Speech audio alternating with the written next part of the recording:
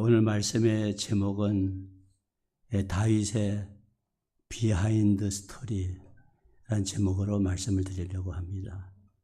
한번 따라합니다. 다윗의 비하인드 스토리. 비하인드 스토리라고 하는 말은 숨겨진 이야기라 이런 뜻입니다.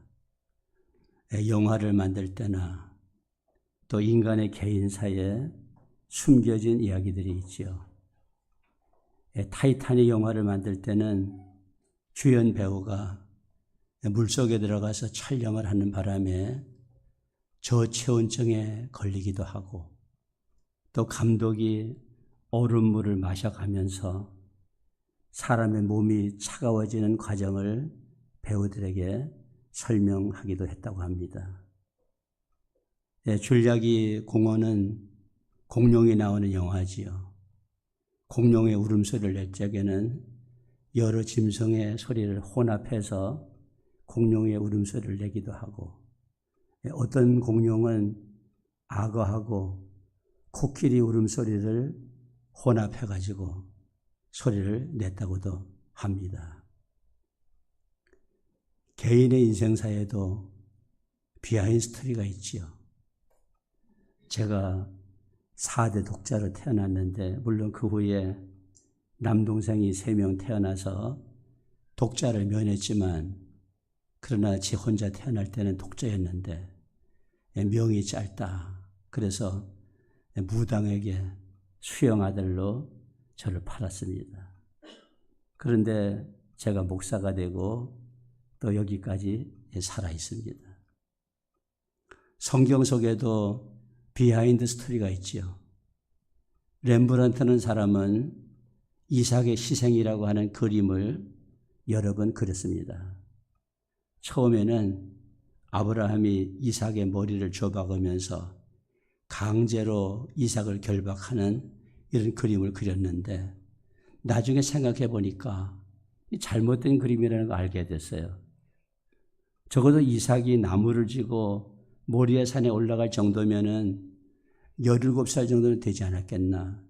그렇다면 아브라함이 100살의 아들을 낳았으니까 아브라함이 117살이 되고 이삭이 17살인데 어떻게 노인네가 그 젊은이를 묶을 수가 있겠느냐.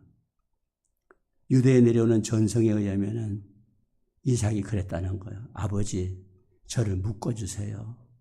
저를 묶지 않으면 아버지가 저를 희생으로 드리려고 할 때에 제가 반항하면 아버지가 저를 감당 못합니다. 그러니 저를 묶어주세요. 이렇게 이삭이 얘기했다는 거예요. 그러니까 이삭의 자발적인 순종에 의해서 제물이 드려지게 되었다는 거죠. 오늘 다윗에게 얽힌 숨겨진 이야기를 한번 해보려고 합니다. 하나님께서 이스라엘 민족이 왕을 세워달라고 할 때에 첫 번째 왕으로 사울을 세워주셨어요. 그런데 사울이 교만해가지고 범죄했습니다. 블레셋이 쳐들어와가지고 싸우러 나가야 되는데, 하나님 앞에 제사 드리고 나가야 되는데 사무엘 선지자가 어디 갔다가 오지를 않는 거예요. 그래서 자기가 제사장이 드려야 되는 제사를 자기가 드리고 나갔지 않습니까? 불순종의 죄를 저지른 거예요. 불경의 죄를 저지른 거예요. 그래서 하나님께서 사울을 폐하시고 두 번째 왕을 세우시기를 원해요. 그래서 사무엘에게 기름병을 가지고 저 이새의 집에 가가지고 아들들 가운데 한 사람을 두 번째 왕으로 세워라 말씀했어요. 그래서 사무엘이 기름병을 가지고 이새를 찾아갔지요. 이새가 자기 아들들을 면접을 보기 위해서 대기를 시켰습니다. 사무엘 선지자가 면접관으로 앉아있고 아들 하나씩 지나가는 겁니다. 제일 처음에 엘리압이라고 하는 이 맏아들이 지나갑니다. 사무엘에 보니까 와, 신장이 크고 용모가 준수하고, 야, 왕은 바로 이 사람이구나. 그래서 왕을 세우려고 하니까 하나님께서 야, 너는 사람을 신장과 외모로 보냐? 사람은 사람을 볼 때 신장과 외모를 보지만은 나는 안 그래. 나는 사람의 중심을 본다. 하나님 말씀하셨어요. 사무엘상 16장 6절 7절에 보면은 그들이 오매 사무엘이 엘리압을 보고 마음에 일기를 여호와의 기름 부으실 자가 과연 주님 앞에 있도다 하였더니 여호와께서 사무엘에게 이르시되 그의 용모와 키를 보지 말라. 내가 이미 그를 버렸노라. 내가 보는 것은 사람과 같지 아니하니 사람은 외모를 보거니와 나 여호와는 중심을 보느니라 하시더라. 하나님은 중심을 보신다는 거야. 그 다음에 아비나답이 지나갑니다. 그 다음에 삼마가 지나갑니다. 아들 7이 다 지나갔어요. 왕을 간택할 사람이 없는 거예요. 사무엘이 이새에게 묻습니다. 아들이 이거밖에 없느냐고. 그러니까 이새가 아들이 하나 더, 막내가 하나 더 있기는 있는데 걔는 저 양을 치러 보냈습니다. 그러면서 아예 걔는 생각도 하지 마십시오. 이런 쪽으로다가 이새가 말해요. 그러니까 사무엘이 그럼 그 아들 데려와라. 아마 안 데려오려고 했던 것 같아요. 그러니까 안 데려오면은 내가 밥을 안 먹겠다. 식사를 그 아들 데려온 다음에 내가 식사를 하겠다고 배수진을 치는 거예요. 사무엘상 16장 11절에 보면은 또 사무엘이 이새에게 이르되 네 아들들이 다 여기 있느냐? 이새가 이르되 아직 막내가 남았는데 그는 양을 지키나이다. 사무엘이 이새에게 이르되 사람을 보내어 그를 데려오라. 그가 여기 오기까지는 우리가 식사 자리에 앉지 아니하겠노라. 아멘. 밥을 안 먹겠다는 거야.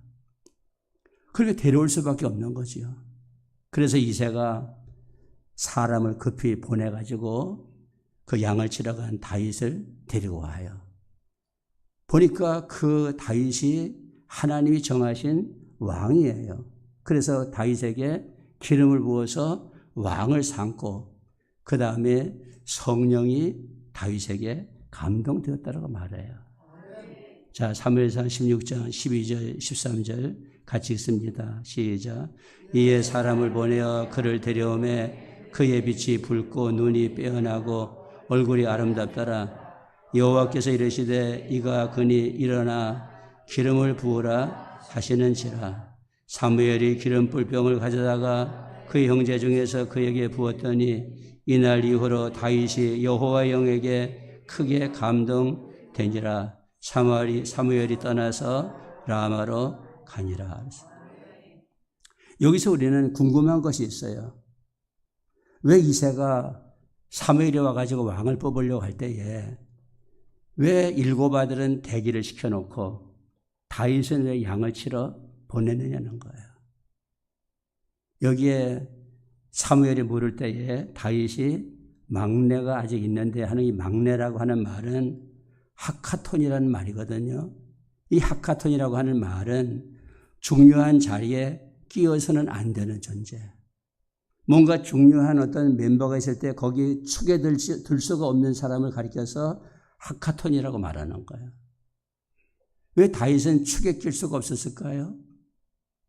막내기 때문에 그랬을까요? 사실은 야곱이가 요셉이나 베냐민을 사랑한 거는 막내기 때문에 사랑했거든요. 그렇다면 막내라면 더 사랑을 받아야 되는데 오히려 가로바깥으로 제쳐져 가지고 양치러 갔다는 거예요. 이것은 뭔가 다윗에게 얽혀진 비하인드 스토리가 있다는 것을 말해줘요.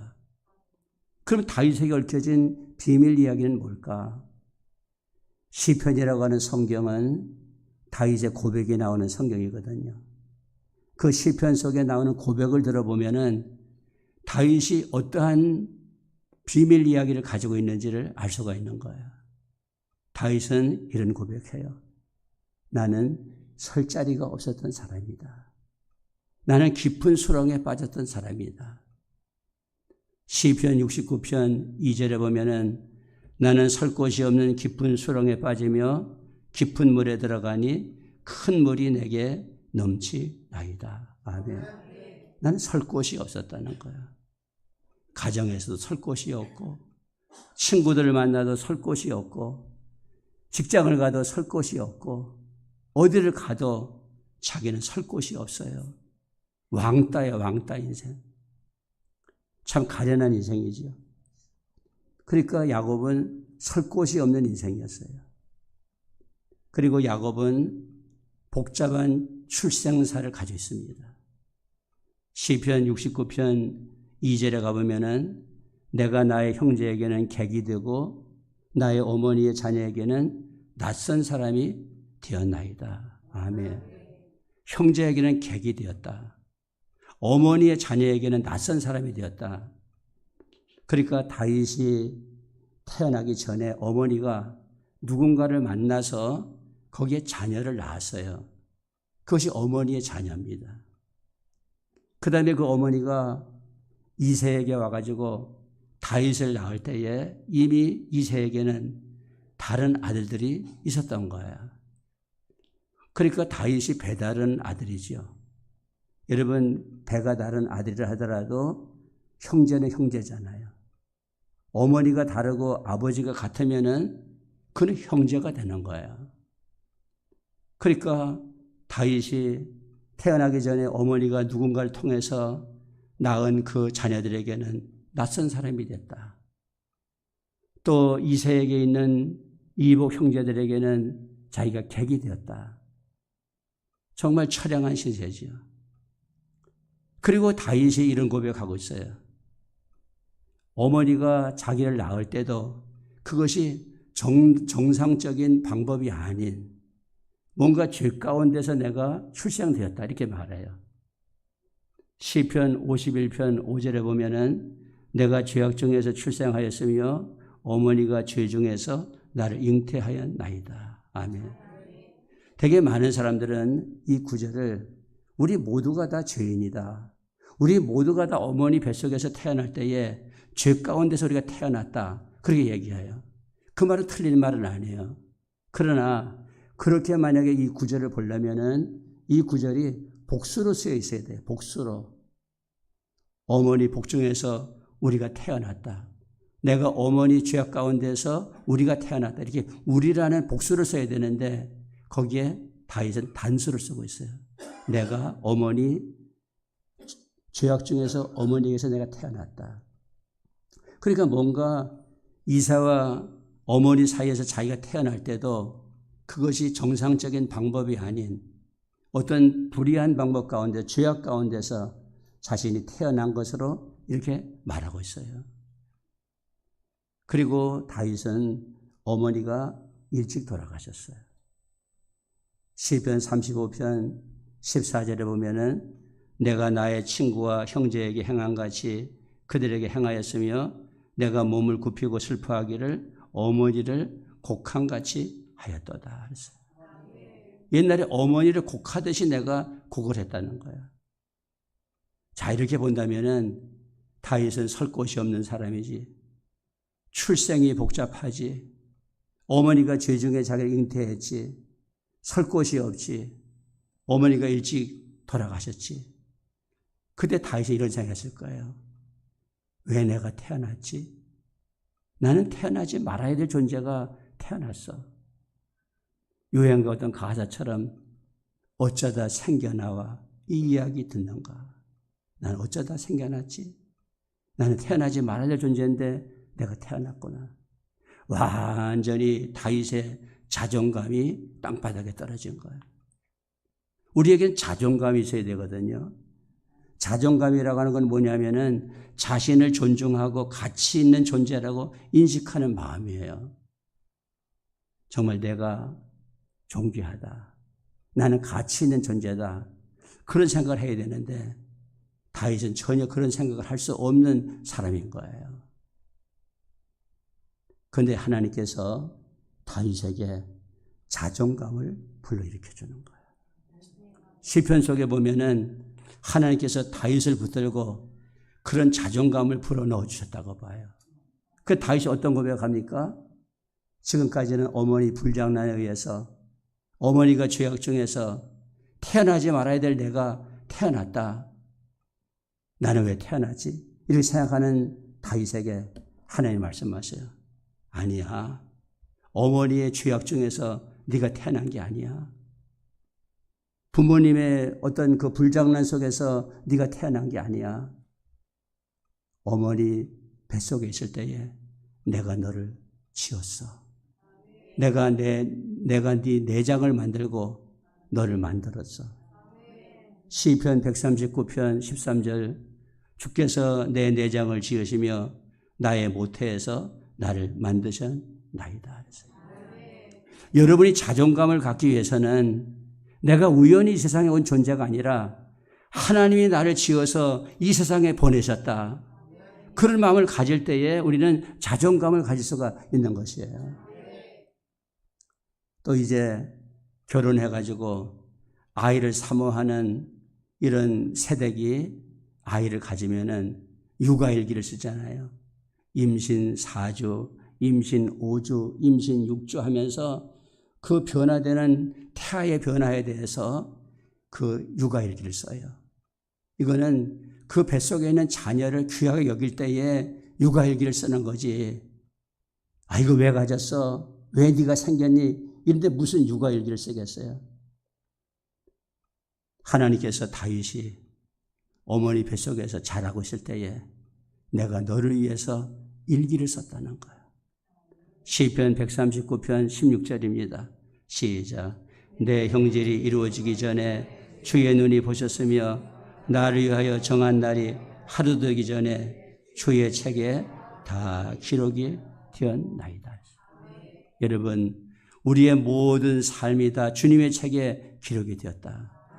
어머니 뱃속에 잉태가 돼서 1주가 지나고 2주가 지나고 3주가 지나고 내가 이 세상에 태어나는 모든 과정이 다 주님의 책에 기록이 되었다는 거예요. 그리고 사랑하는 자녀는요, 부모가 이래 볼 때에 생각이 많아.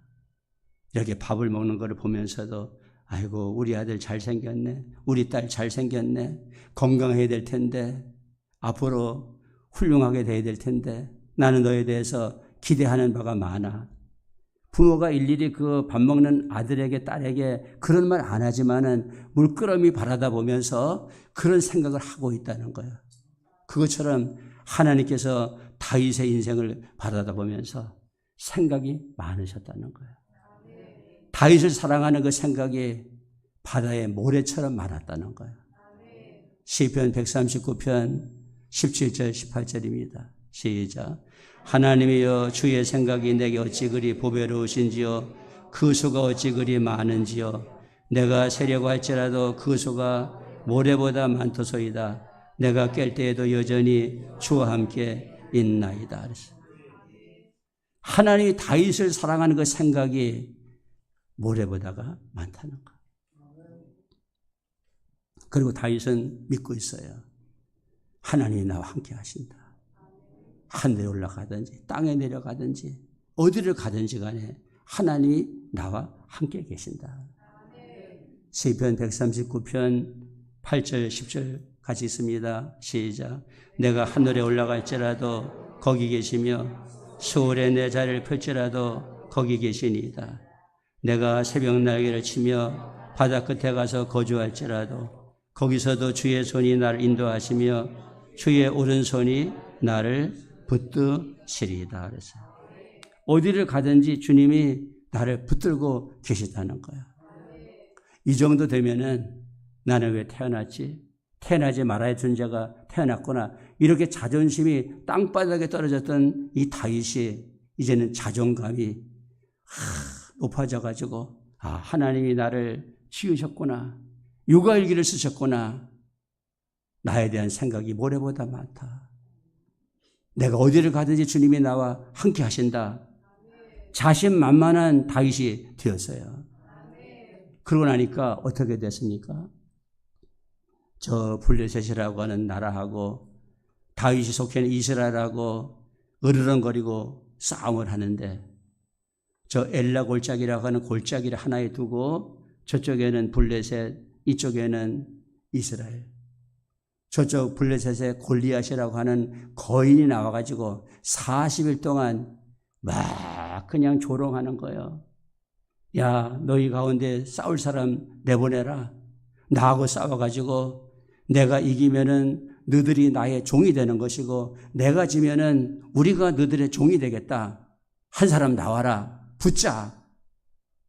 아무도 나올 사람이 없어. 벌써 보면은 거인인데 누가 그 상대해가지고 싸울 수가 있겠어요? 다윗이 나오는 거야. 내가 싸우겠다고.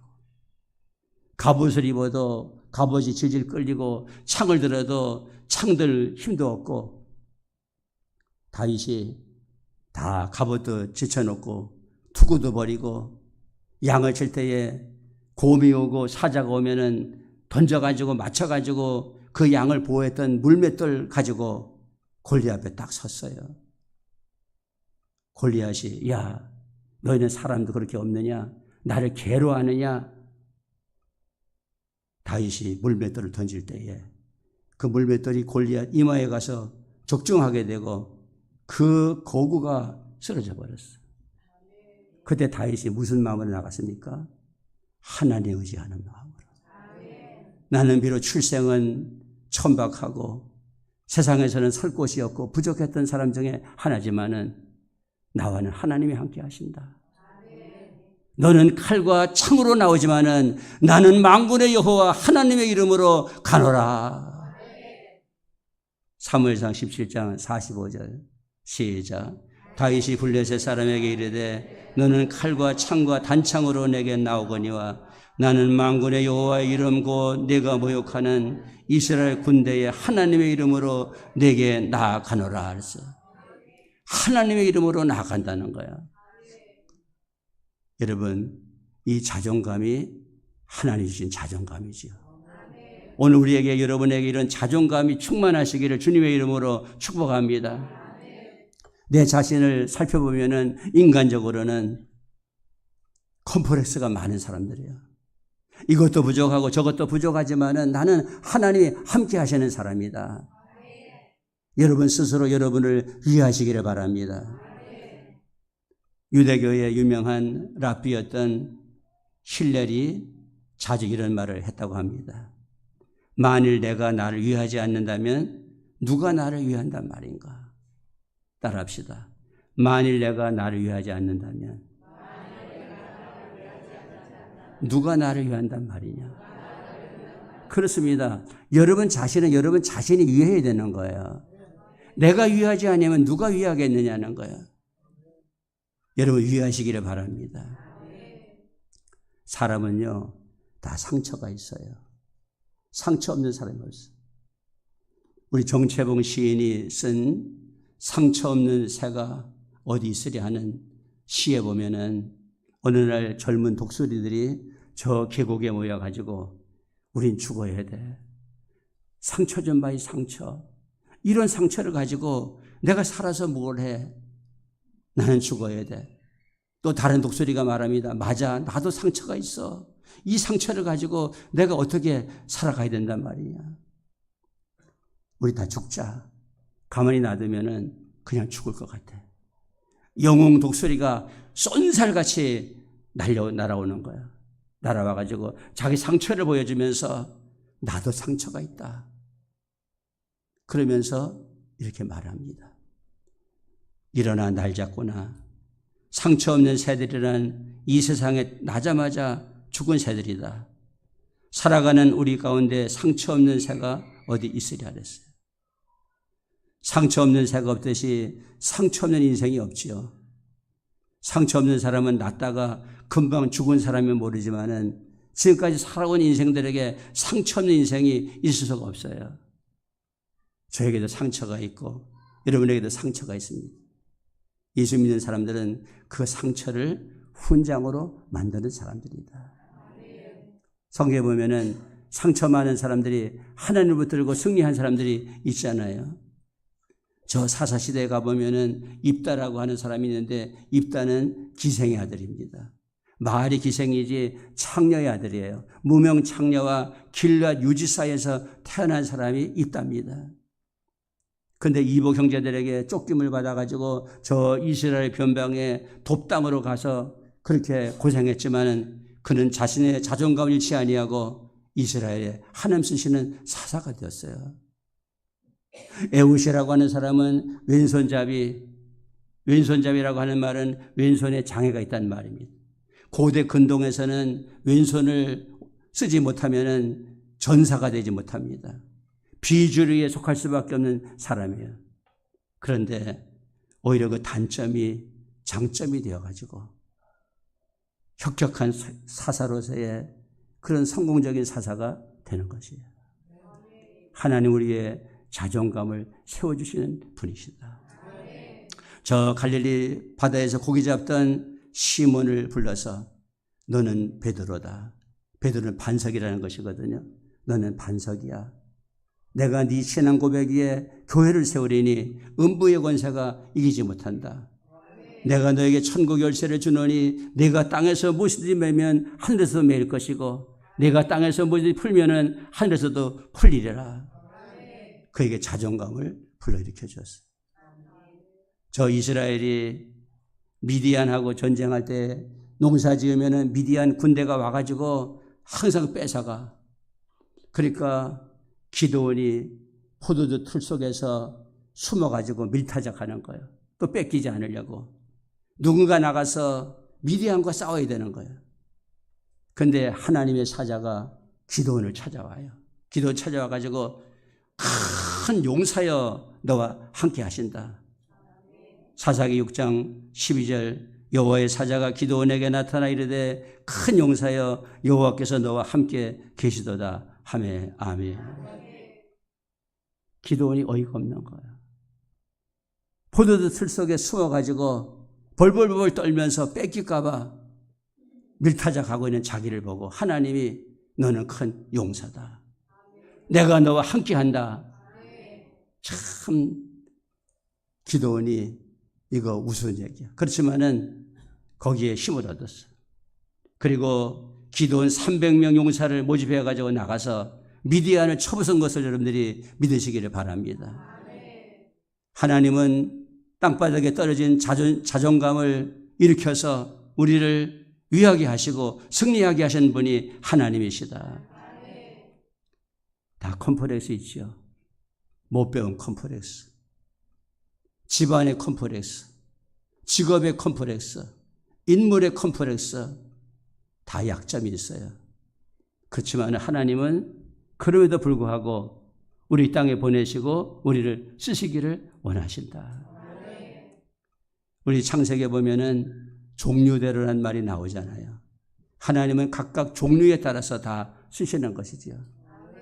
목회도 마찬가지입니다. 어떤 사람은 나는 큰 교회 목회를 못하는 거, 항상 열등감을 가지고 있지요. 그러나 하나님이 쓰시는 대로 쓰임 받으면 되는 거예요, 여러분.